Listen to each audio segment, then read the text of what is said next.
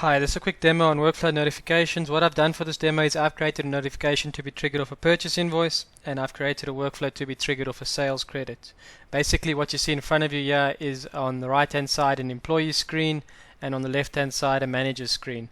Basically what I'm going to do is I'm going to trigger the workflow from the employee's perspective, and then I'm going to action it via the manager's perspective. It's important to note before I start that workflow notifications can be set to trigger off anything basically within the BMS, and they can be assigned to basically any user you would like them to be assigned to. So what I'm going to do to start is I'm going to quickly go to a purchase invoice. I'm going to create one.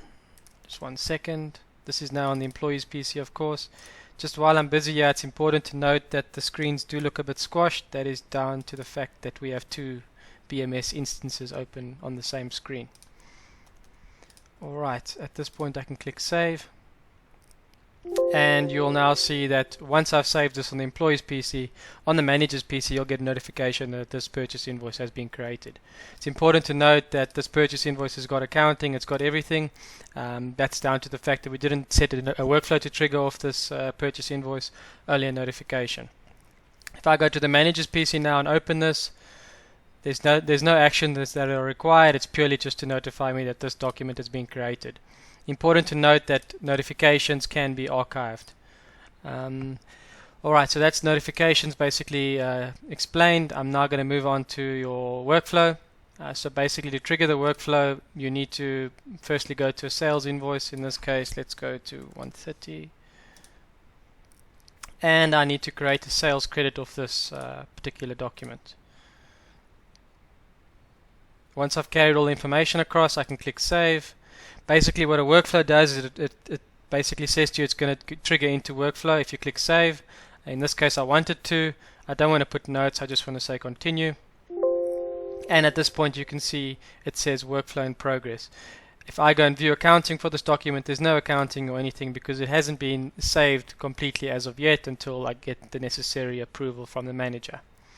You'll see now I've got the workflow notification over here in the manager's PC.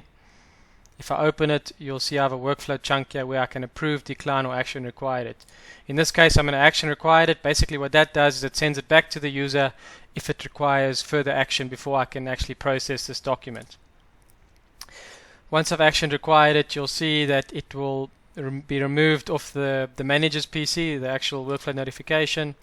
And if I go to the notification panel on the employer's PC, it is now there again, and basically now the employee can make further changes wherever required before clicking resend for approval.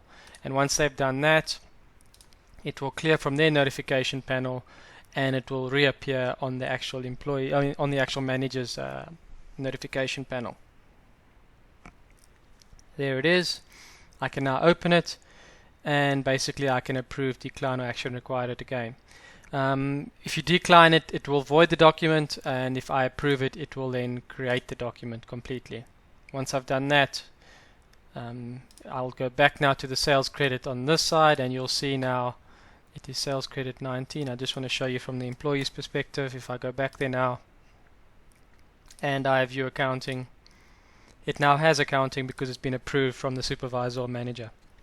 So that's basically how workflow notifications work. If you have any questions, please feel free to contact me at support@multicat.com. Alternatively, just leave a message at the bottom of this video. Thank you so much.